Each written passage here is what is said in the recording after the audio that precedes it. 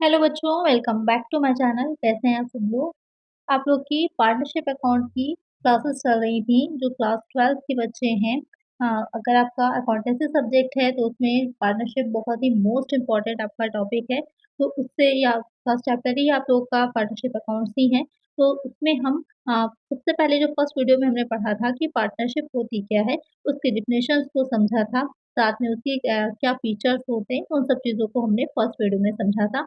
और साझेदारी सल्लेख यानी कि पार्टनरशिप डीड क्या होती है वो भी।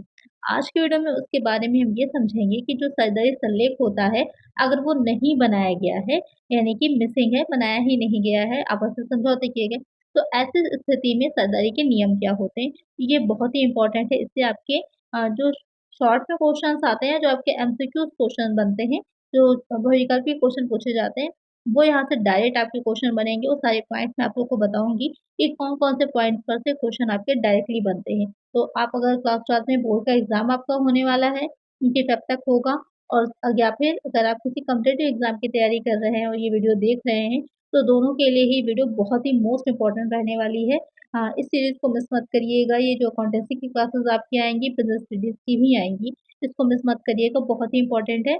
इसके लिए लेकिन चैनल को सब्सक्राइब ज़रूर से कर दीजिएगा और वीडियो को लाइक भी कर दीजिएगा।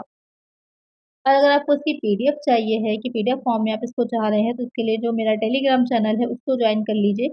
उस टेलीग्राम चैनल पे आपको उसकी पीडीएफ मिल जाएगी। अगर आपको उसकी पीडीएफ चाहिए है तो कमेंट ज़रूर से कर दीजिएगा, तो फिर मैं वहाँ पर आपको इस पीडीएफ को प्रोवाइड करा दूँगी। तो यहाँ पर अगर साझेदारों के बीच में कोई लिखित साझेदारी संलेख नहीं है, यानी कि उन्होंने पार्टनरशिप डीड नहीं बनाई हुई है, कोई समझौता नहीं किया हुआ है, तो वहाँ पर जो भारतीय साझेदारी अधिनियम 1932 है, यानी कि जो आपका पार्टनरशिप एक्ट 1932 है, उसके सेक्शन कौन-सी सेक्शन 12 और सेक्शन 17 में जो नियम, जो रेगुलेशंस, रूल्स दिए हुए हैं, वो ही लागू होते हैं। तो यहाँ पर आप वही नियम और रूल्स को देखेंगे जो कि आपके जो भारतीय साझेदारी अधिनियम है, उसमें दे रखे गए हैं, और यही से आपके डायरेक्ट क्वेश्चन बनते हैं। तो पहला क्या है नियम इसका, कि प्रत्येक साझेदार को व्यापार के संचालन अथवा प्रबंधन में भाग लेने का अधिकार है एवं व्यापार के संचालन से संबंधित अपने कर्तव्यों को श्रमपूर्वक करना है।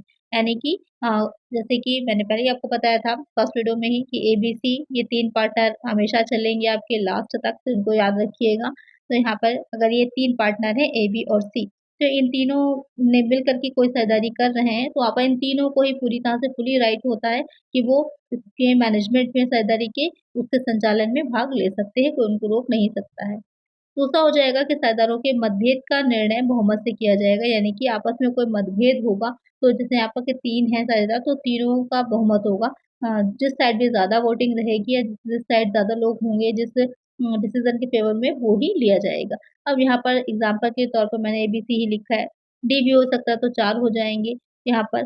तो कितने भी हो सकते हैं साझेदार, वो तो आपने देखा ही है, मैक्सिमम लिमिट कितनी है, 50 दे रखी है, 50 मैक्सिमम लिमिट है, तो वहाँ तक साझेदार हो सकते हैं। फिर आ जाता है प्रत्येक साझेदार को फर्म की प्रत्येक पुस्तक तक पहुँचने, उसका निरीक्षण करने और उसकी प्रतिलिपि रखने का अधिकार है। यानी कि जितने भी साझेदार होंगे, जो बुक्स बनाई जाती हैं, जो रिकॉर्ड्स रखा जाता है साझेदारी में, उन सबका निरीक्षण यानी कि उसको चेक करना, उसको देखना, उसकी एक कॉपी अपने पास रखना, ये सारे राइट उसके होंगे। साझेदार को साझेदारी के व्यापार के संचालन में भाग लेने के लिए कोई भी वेतन या पारिश्रमिक नहीं दिया जाएगा। अब एक चीज़ बहुत पॉइंट नोटिस करिएगा कि कोई भी सैलरी का या उसको कोई भी वेजेस देने का, पारिश्रमिक देने का, कोई भी प्रावधान, रिम्यूनरेशन देने का कोई भी प्रावधान नहीं है। अगर वो आपस में अनुबंध करते हैं, पार्टनरशिप डीड उन्होंने रखा है, अनुबंध उन्होंने किया है, कुछ आपस में समझौता है, तो वहाँ पर वेतन या पारिश्रमिक मिलेगा उनको।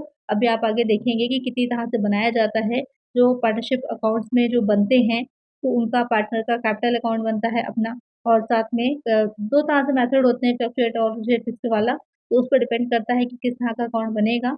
आगे आप देखेंगे, तो वहाँ पर इसको दिखाया जाता है अकाउंट में। लेकिन अगर पार्टनरशिप डीड रखी गई है, वहाँ पर ये समझौता किया गया है कि मिलेगा तभी दिया जाएगा, अगर नहीं रखी गई तो कोई भी वेतन या पारिश्रमिक नहीं दिया जाता। फिर आ जाता है कि साझेदारी के लाभ और हानि को साझेदारों में बराबर बाँटा जाएगा। अब ये भी पॉइंट सीधा बनता है कि अगर आपसे एमसीक्यू क्वेश्चन में अगर ये क्वेश्चन आएगा तो सीधे से कहेगा कि साझेदारी के लाभ और हानि को किस अनुपात में बाँटा जाता है, अगर साझेदारी संलेख नहीं रखा गया या फिर अनुपस्थित है, तो आप क्या कहेंगे, बराबर भाग में बाँटा जाएगा। अगर रखा गया है, तब आपस में समझौता जो होगा उसके अनुसार बाँटा जाएगा। फिर आ जाता है कि यदि साझेदार को पूँजी पर ब्याज पाने का अधिकार है, तो ऐसा ब्याज केवल लाभ में से ही दिया जाएगा। यदि पूँजी पर ब्याज का अनुबंध नहीं है, तो किसी भी साझेदार को पूँजी पर ब्याज नहीं दिया जाएगा। तो अगर आपस में कोई अनुबंध किया हुआ है, कोई उन्होंने आपस में एग्रीमेंट किया है कि जो भी वो कैपिटल लगा रहे हैं, इन्वेस्ट कर रहे हैं, उस पर किसी तरह का इंटरेस्ट दिया जाएगा। तब तो इंटरेस्ट दिया जाएगा, अदरवाइज़ कोई भी इंटरेस्ट देने का प्रावधान नहीं है, जो साझेदारी संलेख है नहीं बनाया गया है, तो कंपनी जो साझेदारी अधिनियम है उसके अनुसार उन्हें कोई भी इंटरेस्ट नहीं दिया जाता। फिर 7वां पॉइंट आता है कि यदि कोई साझेदार साझेदारी में अपनी पूँजी से अधिक धन लगाता है, तो उसे इस अधिक धन पर 6% वार्षिक की दर से ब्याज प्राप्त करने का अधिकार है। यानी कि एडिशनल कैपिटल किसी तरह की लगाई जा रही है। कोई भी साझेदार जो है जैसे कि एबीसी हैं, तो ये अगर कोई एडिशनल अतिरिक्त पूँजी लगाते हैं बाद में, तो उस पर जो होता है वो 6% की वार्षिक ब्याज की दर से इनको ब्याज दिया जाता है। तो कंडीशंस ध्यान में रखिएगा, नॉर्मली जो लगा रहे हैं तो वहाँ पर पूँजी पे ब्याज नहीं, कुछ एडिशनल अतिरिक्त लगा रहे हैं तो वहाँ दिया जा सकता है। लेकिन लिमिट उसकी भी कितनी है, 6% की, ये याद रखिएगा। उसके बाद आ जाता है, यदि किसी साझेदार को फर्म का व्यापार उचित रूप से चलाने में या फर्म को किसी अचानक संकट से बचाने के लिए भुगतान करना पड़ा हो या कोई दायित्व स्वीकार करना पड़ा हो, तो फर्म इसकी क्षतिपूर्ति के लिए उत्तरदायी होती है यदि। यानी कहने का मतलब ये है कि कोई साझेदार जो है या फर्म है, वो फर्म का व्यापार उचित सही ढंग से चलाने के लिए कुछ अपने पास से कुछ धनराशि लगानी पड़ी है या कुछ एकदम से कोई फाइनेंशियल क्राइसिस हो गए हैं, तो वहाँ पर कुछ भुगतान करना पड़ा या कोई दायित्व है, कोई लायबिलिटी है फर्म की, जिसको उसने खुद से चुकाया है, तो वहाँ पर उसकी क्षतिपूर्ति वो फर्म से करवा सकता है, उसके लिए उत्तरदायी वो होता है। फिर नेक्स्ट आ जाता है इसमें 9th पॉइंट कि यदि किसी साझेदार द्वारा जानबूझकर लापरवाही करने से फर्म को कोई हानि उठानी पड़ी है, तो वह साझेदार ऐसी हानि की क्षतिपूर्ति के लिए उत्तरदायी होगा। यानी कि जिस तरह से उसको मिलेगा वैसे ही उसको देना भी पड़ेगा। यानी कि अगर वो उसने कोई ऐसा डिसीज़न लिया है या ऐसा कोई काम किया है जिससे कि जो है क्षति पहुँची है जो साझेदारी फर्म है उसको, तो वहाँ पर उसके लिए वो उत्तरदायी होगा, उसको धनराशि देनी पड़ेगी। 10th पॉइंट है, साझेदारों के बीच विपरीत अनुबंध के अभाव में निम्न संपत्ति फर्म की संपत्ति समझी जाती है। इसमें से जो एसेट कौन-सी हैं जो फर्म की ही समझी जाएँगी, उनकी पर्सनल नहीं होंगी। ऐसी सब संपत्ति जो कि व्यापार के आरंभ में सरदार द्वारा सरदारी के उद्देश्य की पूर्ति के लिए ही क्या की गई थी, अपनी जो फर्म की संपत्ति है उसमें शामिल की गई थी। यानी कि स्पेशली फर्म के लिए ही उसको लिया गया था। दूसरा क्या है कि फर्म के धन से प्राप्त की गई संपत्ति यानी कि जो फर्म का ही पैसा था उसी से ही परचेज़ किया। व्यापार की जो साख गुडविल होती है, साझेदारों के बीच विपरीत अनुबंध के अभाव में फर्म की संपत्ति व्यापार के लिए प्रयोग की जाएगी और उसका प्रयोग सद्भावना से सबकी भलाई के लिए ही होना चाहिए। यानी कि जो भी फर्म की एसेट है वो फर्म की ही मानी जाती है, किसी की पर्सनल नहीं होगी। शॉर्ट में ये इतना समझ सकते हैं। नेक्स्ट पॉइंट है कि यदि कोई साझेदार फर्म की संपत्ति या व्यापारिक संबंध या फर्म का नाम प्रयोग करके कोई व्यक्तिगत लाभ प्राप्त करता है, तो उसे वह सब लाभ और उसका हिसाब फर्म को देना होता है। यानी कहने का क्या मतलब है कि जो पार्टनर है, अगर फर्म के नाम से कोई संपत्ति ले रहा है या फिर किसी भी तरह का उसको प्रॉफ़िट हो रहा है, तो उसको वो सारी चीज़ें फर्म को देनी पड़ती हैं। फिर आ जाता है यदि कोई साझेदार फर्म की समान या फर्म से प्रतिद्वंद्विता रखने वाला कोई व्यापार करता है, तो उसे उस व्यापार से उपार्जित लाभ और उससे संबंधित लाभ फर्म को देना होता है। तो सिंपल सी बात है। फिर है कि यदि फर्म के ढाँचे में कोई परिवर्तन होता है, तो इस फर्म के साझेदारों के आपसी अधिकार तथा कर्तव्य जहाँ तक संभव हो वही रहेंगे जो परिवर्तन के पहले थे। इसमें कुछ समझाने वाला है नहीं। नेक्स्ट पॉइंट यहाँ पर क्या कह रहा है 15 वाला, कि यदि कोई फर्म जो विशेष अवधि के लिए बनाई जाती है, अवधि समाप्त होने पर कारोबार चलाती रहती है, तो साझेदारों के अधिकार और कर्तव्य वही रहेंगे जो अवधि बीतने के पहले थे। यानी कि अगर 5 साल या 10 साल के लिए उसको रखा गया था, बनाया गया था फर्म को, लेकिन वो टाइम हो चुका है, उसके बाद ये फर्म चल रही कंटिन्यू है, तो जो भी आपस में उनके अधिकार या दायित्व थे, वो वैसे ही कार्य अपना करते रहेंगे। फिर 16 में है कि यदि कोई फर्म किसी एक या अधिक कार्य को करने के लिए बनाई गई हो, कुछ अन्य कार्य तथा व्यवसाय करती हो, तो साझेदारों के आपसी अधिकार तथा कर्तव्य वैसे ही रहेंगे जैसे कि मुख्य कार्य में संबंध में थे, ये भी कोई इम्पोर्टेंट नहीं है। नेक्स्ट पॉइंट है प्रत्येक साझेदार को फर्म का कार्य बुद्धिमत्ता पूर्वक करना चाहिए। साझेदारों की संपत्ति को साझेदारों में बाँटने का यदि कोई अनुपात दिया हुआ नहीं है, तो इसे सब साझेदार बराबर अनुपात में बाँटते हैं। और जैसे यदि साझेदारी के व्यवसाय को क्रय करने वाले ने फर्म की कोई संपत्ति दायित्व नहीं लिए हैं, तो इसे विक्रेता फर्म के साझेदारों में या तो बराबर अनुपात में या फिर यदि भी अनुपात निश्चित न हो तो बराबर अनुपात में बाँटते हैं। यहाँ पर क्या कह रहा है कि ये साझेदारी की संपत्ति यानी कि जब आपस में उसको बाँटने का टाइम आता है, तो अगर कोई अनुपात नहीं दिया हुआ है तो बराबर अनुपात में इक्वली डिवाइड की जाएगी जो संपत्ति होगी और अगर कोई अनुपात दे रखा होगा तो उस अनुपात में होगी आपस में डिवाइड होगी संपत्ति, अगर नहीं दे रखा होगा तो किस अनुपात में होगी, तो यहाँ पर उन्होंने बताया है कि तो इस विक्रेता फर्म के साझेदारों में या तो लाभालाभ अनुपात में या फिर यदि भी अनुपात निश्चित नहीं होगा तो फिर बराबर अनुपात में बाँटा जाता है। तो ये इसके अगर आपका हिस्सेदारी संलेख नहीं बनाया गया है, जैसे कि एबीसी जो थे, इन्होंने आपस में कोई समझौता लिखित में नहीं कर रखा था, तो वहाँ पर ये जो रूल्स दे रखे हैं, यही रूल्स उनको मानने पड़ेंगे। तो अब आपकी समझ में आ गया होगा कि साझेदारी संलेख ना होने पर क्या सिचुएशंस होती हैं। तो ये सिचुएशंस आपके सामने कहाँ से हैं और दे रखी होंगी एग्ज़ाम में, तो उसी के अकॉर्डिंग आपको अपना आंसर चूज़ करना होगा एमसीक्यूज़ में। और अगर आपका डिस्क्रिप्टिव में जब क्वेश्चन आएगा और ये पूछेगा साझेदारी संलेख की अनुपस्थिति में क्या नियम होते हैं, तो यहाँ पर टोटल आपके 18 दे रखे हैं। अगर आप 10-12 भी लिख देते हैं तो भी सफिशिएंट है, इतने तो आपको ध्यान में रहेंगे ही, तो आप उतने भी लिख सकते हैं, वो भी सफिशिएंट होगा। फिर नेक्स्ट आ जाता है, इसमें बहुत इंपॉर्टेंट पॉइंट है सीमित दायित्व वाली साझेदारी। अभी तक आपने पढ़ा साझेदारी के बारे में, अब यहाँ पर आ जाता है कि अगर लिमिटेड लायबिलिटी पार्टनरशिप है तो उसको किस तरह ट्रीट किया जाएगा या फिर उसके नियम या जो रूल्स या रेगुलेशंस होते हैं वो क्या होते हैं। तो पहले तो ये नहीं थी, अगर बात की जाए पहले सिर्फ़ आपकी एक नॉर्मल साझेदारी होती थी, अब जो है वो लिमिटेड लायबिलिटी पार्टनरशिप भी होती है। तो अब ये क्या है, इसके क्या रूल्स होते हैं, आइए देखते हैं। कि वर्तमान भारतीय व्यवसाय के परिवेश में एक नया अध्याय का पदार्पण हुआ जब भारतीय कानून ने विधान द्वारा स्वीकृत एक नई वैधानिक सीमित दायित्व वाली साझेदारी लिमिटेड लायबिलिटी पार्टनरशिप संस्था की स्थापना की अनुमति कब दी थी, 2009 में स्वीकृत किया था और 31 मार्च 2009 को सीमित दायित्व वाली साझेदारी संस्था का अध्यादेश जारी किया गया था। सीमित दायित्व साझेदारी अगर अधिनियम पूछेगा कि कौन सा है तो ये आपका अधिनियम हो जाएगा। लिमिटेड लायबिलिटी पार्टनरशिप एक्ट 2008 2008 के नाम से जाना जाता है। भारत में अगर लागू हुआ कब से ये पूछेगा तो 1 अप्रैल। कब से लागू हुआ तो ये आपका जो 1 अप्रैल है, 1 अप्रैल 2009 से लागू हुआ। अधिनियम का नाम 2008 ज़रूर है, लेकिन ये लागू जो हुआ था ये आपका यहाँ पर क्लियरली मैं लिख देती हूँ, 1 अप्रैल 2009 से हुआ था। तो एमसीक्यूज़ में अगर आ रहा है और क्वेश्चन पूछता है कि कब से लागू हुआ था, तो 1 अप्रैल 2009 से लागू हुआ था। अधिनियम जो है वो आपका जो है रहेगा सीमित दायित्व साझेदारी अधिनियम 2008। फिर आ जाता है इस संबंध में भारतीय सरकार ने सीमित दायित्व साझेदारी नियम 2009 भी जारी किए हैं। इस अधिनियम के अंतर्गत 81 धाराएं 81 यहाँ पर सेक्शंस हैं, अध्याय बता दिए हैं, सूचियां बता दी हैं। ये अधिनियम संपूर्ण भारत में लागू होता है, यानी कि कंप्लीट पूरे हमारे इंडिया में अब तो कोई डिफरेंस रह भी नहीं गया है, क्योंकि अपना जम्मू कश्मीर भी इक्वल हो चुका है, क्योंकि धाराएं जो वहाँ पर थी स्पेशली वो हट गई हैं, तो अब वो पूरे कंप्लीट भारत में ही ये लागू होता है। यहाँ पर परिभाषा दे रखी है कि सीमित दायित्व साझेदारी संस्था को इस अधिनियम की धारा 2N में परिभाषित किया गया है। इस धारा के अनुसार ये डिफिनेशन है मेरी आपकी।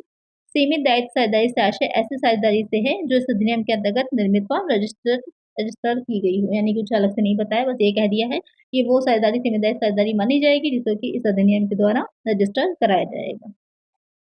इसके बाद नेक्स्ट है,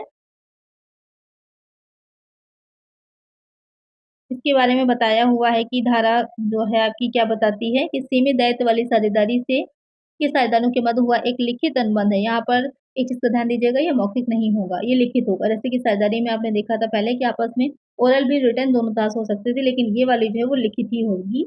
या सीमित दायित्व वाली साझेदारी संस्था और साझेदारों के मध्य अनुबंध है, जो साझेदारों के मध्य पारस्परिक अधिकार एवं दायित्व और साझेदारों को सीमित दायित्व साझेदारी के प्रति अधिकार एवं कर्तव्यों का निर्धारण करता है। अब यहाँ पर क्या-क्या चीज़ें इम्पोर्टेंट हैं, यहाँ पर धारा 3 में बताई हुई हैं इसकी क्या है। पहला पॉइंट है, एक सीमित दायित्व वाली साझेदारी एक कंपनी है जिसका निर्माण एवं समामेलन इस अधिनियम के अंतर्गत हुआ हो, वह एक वैधानिक संस्था होगी जो अपने सदस्यों से पृथक होती है। अब यहाँ पर एक चीज़ को स्पेशली ध्यान दीजिएगा कि जो आपकी साझेदारी होती है, जो पार्टनरशिप होती है, वो पृथक नहीं होती। जितने भी पार्टनर होते हैं, जैसे कि एबीसी की अगर बात करें, तो अगर कोई साझेदारी फर्म ये मिलकर के तीनों बना रहे हैं, तो ये इनका जो फर्म बनेगी वो अलग नहीं होती, वो इनसे सीधे-सीधे जुड़ी होती है, इसीलिए इनकी लायबिलिटी जो होती है वो अनलिमिटेड होती है। लेकिन यहाँ पर जो ये है, ये एक वैधानिक संस्था बनेगी फर्म और ये अपने सदस्यों से क्या होगी, अलग होगी। जैसे कि किसमें होता है, एक कंपनी जो बनती है, एक कंपनी में भी यही होता है ना कि जो कंपनी होती है उसमें जो सदस्य होते हैं, तो कंपनी उसके सदस्यों से, मेंबर्स से अलग होती है। सेम ये चीज़ यहाँ पर भी रहती है। दूसरा पॉइंट है, एक सीमित दायित्व वाली साझेदारी को सतत उत्तराधिकार भी प्राप्त होता है, यानी कि जैसे कि यहाँ पर ए जो है, अगर ए की डेथ हो जाती है, मृत्यु हो जाती है, तो यहाँ पर साझेदारी क्या होती है, समाप्त हो जाती है। लेकिन यहाँ पर क्या होगा, अगर ये लिमिटेड लायबिलिटी वाली बनाएँगे तो इनकी साझेदारी जो होगी वो समाप्त नहीं होगी, चलती रहेगी। फिर आ जाता है किसी भी साझेदार के मत पृथक होने पर सीमित दायित्व वाली साझेदारी को स्थायित्व अधिकारों दायित्वों का कोई प्रभाव नहीं पड़ता, क्योंकि जब उनको अलग उत्तराधिकारी मिल गया तो किसी के भी आने का, किसी के जाने का कोई इफेक्ट नहीं पड़ेगा, वो लगातार चलती रहेगी। उसके बाद आ जाता है, इस अधिनियम की धारा 4 में विशिष्ट रूप से वर्णित किया गया है कि सीमित दायित्व वाली साझेदारी पर भारतीय साझेदारी अधिनियम 1932 के प्रावधान लागू नहीं होंगे। यानी कि जो आपका एक्ट है, जो भी आपने पढ़ा, जिसमें सारे जो आपने रूल्स पढ़े, वो सारे रूल्स जो होते हैं वो इस अधिनियम पर या जो ये आपकी साझेदारी है, इस पर लागू नहीं होते। इनके अपने जो 2008 में जो अधिनियम आया था और जो अपने रूल्स रेगुलेशन दे रहे हुए हैं, वही इन पर लागू होते हैं। अब देख लीजिए, मोस्ट इम्पोर्टेंट पॉइंट है कि इसकी विशेषताएँ क्या होती हैं। यहाँ से आपको और अच्छे से क्लियर हो जाएगा और डिफरेंस भी आपको समझ में आएगा। तो पहला पॉइंट क्या है कि ये एक परंपरागत साझेदारी नहीं है। सीमित दायित्व वाली साझेदारी के समस्त साधनों का दायित्व क्या होगा? सीमित होगा। तो सबसे बड़ी विशेषता यही हो कि ये नाम में ही यहाँ पर दे रखा है, सीमित दायित्व, यानी कि लिमिटेड लायबिलिटी होती है, जो कि एक नॉर्मल साझेदारी जो होती है वहाँ पर अनलिमिटेड होती है। और जो दायित्व होता है वो अनुबंध के से ही निश्चित होता है। तो साझेदारों की निजी संपत्तियों पर साझेदारी फर्म का कोई अधिकार नहीं होता। वहाँ पर क्या होता है कि अगर दिवालिया हो गए या कुछ हुआ, कम पड़ी धनराशि, तो जितने भी साझेदार होते हैं वो अपने पास से भी, अपनी निजी संपत्ति से भी चुकाते हैं। लेकिन यहाँ पर ये चीज़ नहीं होती है। दूसरा पॉइंट है कि सतत उत्तराधिकार प्राप्त होता है, यानी कि साझेदारों के अस्तित्व पर निर्भर नहीं होती। उनके अवकाश ग्रहण करने, उसका पुनर्गठन, उनकी मृत्यु, दिवालिया होने का कोई प्रभाव नहीं पड़ेगा। तीसरा पॉइंट है कि इनका एक पृथक वैधानिक अस्तित्व होता है। ये तो पहले ही मैंने समझा दिया आपको। सीमित दायित्व वाली साझेदारी की स्वयं की अपनी मुद्रा होती है। जैसे एक कंपनी की अपनी सील होती है, मोहर होती है, सेम वैसे ही इनकी भी अपनी एक मुद्रा होती है। उसके बाद नेक्स्ट आ जाता है, 2 या 2 से अधिक वैधानिक निगम एक सीमित दायित्व वाली साझेदारी संस्था का निर्माण कर सकते हैं। एक सीमित दायित्व वाली साझेदारी के निर्माण हेतु साझेदारों की न्यूनतम संख्या 2 होगी और अधिकतम संख्या की कोई संख्या नियमित। अब ये वाला पॉइंट बहुत मोस्ट इंपॉर्टेंट है, एमसीक्यूज में पूछा जाएगा आपके, जो ऑब्जेक्टिव क्वेश्चन बनेगा यहाँ से, कि जो सीमित दायित्व वाली साझेदारी होती है उसमें साझेदारों की अधिकतम मैक्सिमम लिमिट क्या होती है? तो आपको क्या आंसर लगाना है? No limit. कोई भी लिमिट नहीं होती। जैसे कि जो पब्लिक कंपनी होती है उसमें अधिकतम की कोई सीमा नहीं होती, मिनिमम 7 होते हैं, अधिकतम की कोई नहीं होती। लेकिन यहाँ पर भी क्या होगा? अधिकतम कोई नहीं। न्यूनतम ध्यान में रखिएगा 2 ही है। न्यूनतम मिनिमम आपके 2 ही होने चाहिए, जो मैक्सिमम है उसकी कोई लिमिट नहीं है। नेक्स्ट आता है, सीमित दायित्व वाली साझेदारी की स्थापना के लिए न्यूनतम पूंजी की मात्रा के संबंध में कोई प्रावधान नहीं है। सीमित दायित्व वाली साझेदारी संस्था को अपना पंजीकरण कंपनी के रजिस्ट्रार के कार्यालय में कराना आवश्यक है। जबकि जो आपकी साझेदारी अधिनियम 1932 था, वहाँ पर कंपल्सरी नहीं था रजिस्ट्रेशन, लेकिन यहाँ पर रजिस्ट्रेशन क्या है? कंपल्सरी है, आवश्यक है, मैंडेटरी है। नेक्स्ट आ जाता है, सीमित दायित्व वाली साझेदारी सभी उद्देश्यों के लिए एक वैधानिक निगम के रूप में होगी, सिवाय करों के निर्धारण के लिए।